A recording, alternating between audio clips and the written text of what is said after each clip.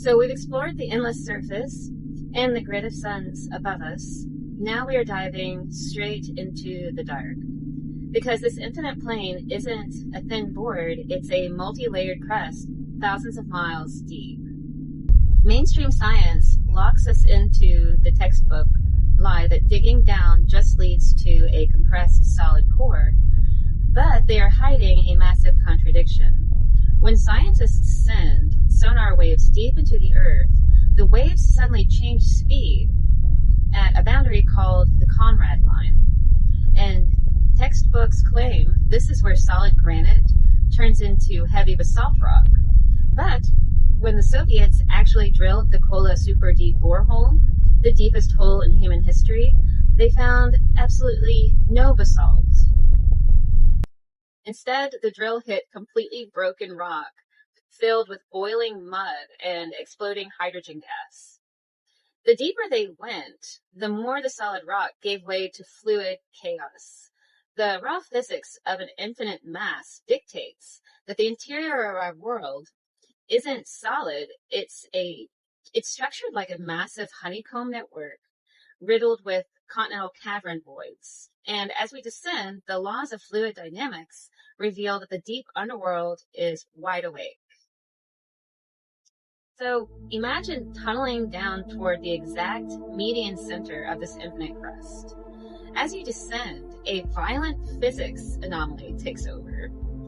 Gravitational cancellation. Think of it like a perfectly matched game of cosmic tug-of-war. Newton's laws prove that mass attracts mass. The millions of tons of rock above your head start pulling up on you, and it pulls with the exact same force as the rock below your feet. Because the forces are equal on all sides, they completely wipe each other out, and gravity drops to absolute zero. You are suddenly floating in a permanent weightless vacuum. Because there is no downward pull to make things fall, superheated radioactive plasma and glowing electrical gases get trapped inside these pockets. Over time, the swirling raw energy compresses and ignites. It creates floating, self-sustaining microstars. Hidden stars burning in the pitch black center of the Earth. This creates the ultimate cosmic paradox. Entirely inverted worlds. Civilizations live on the cavern floors looking up at miniature stars locked in zero gravity. And because the overwhelming mass of the infinite plane lies in the heavy crust surrounding them, gravity actually pulls them outward toward the walls. This keeps their feet planted firmly on the bedrock. But if these inverted worlds exist, who is living down there? The deeper you look into the matrix, the more you realize that ancient mythology wasn't a collection of fairy tales. It was a physical map of our neighbors. Just beneath our continents, in the upper fractured crust of boiling mud and dark caverns, lives the first layer of intelligence. And it's a cold-blooded, highly advanced reptilian race.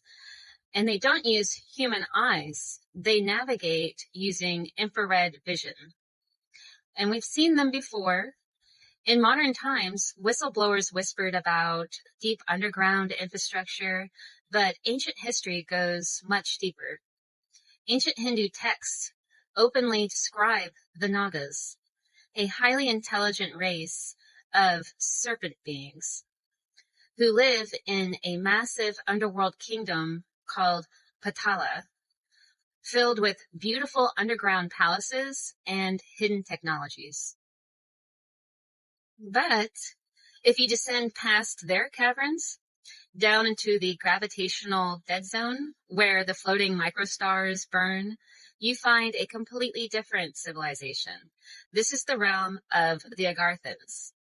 Because they live in zero gravity under a perfectly stable inner sun, protected from harsh cosmic radiation, their biology is pristine.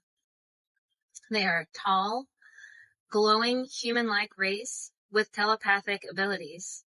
Ancient Tibetan lore spoke extensively about this hidden, ultra-advanced civilization operating deep within the crust of the earth, a peaceful world known in their sacred texts as Shambhala. They aren't from outer space, they are just occupying the compartments of honeycomb right beneath our feet.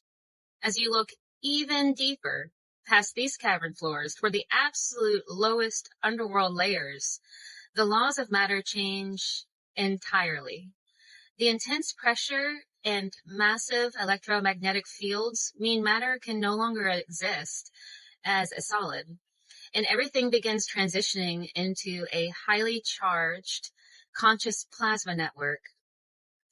This is energy so hot and electrical that it acts like a liquid grid. This isn't just dead rock. It is a stationary, hyperconductive medium waiting to be unlocked. And it is inhabited by the Archons, the ancient jinn, intelligent beings created from smokeless fire that exist in a frequency hidden right beneath our feet. See, we are just occupying the top shelf of a massive, multi-layered geometric machine. If the infinite crust holds secret suns in the sky and inverted star systems right beneath our worlds, what happens when matter completely transitions from solid rock into raw, sentient electromagnetic energy? So in part 4, we are going to expose the ultimate crossover between physics and ancient texts. We are breaking down the famous Michelson-Morley experiment, the stationary ether, the invisible fluid medium that light travels through, and how the multi-eyed seraphim angels described by Ezekiel might actually be conscious plasma life forms thriving in the deepest layer of the matrix. Hit that subscribe button so you don't get left in the dark. Drop a comment below. Do you think the core of our world is solid rock or pure energy? I'll see you in part 4.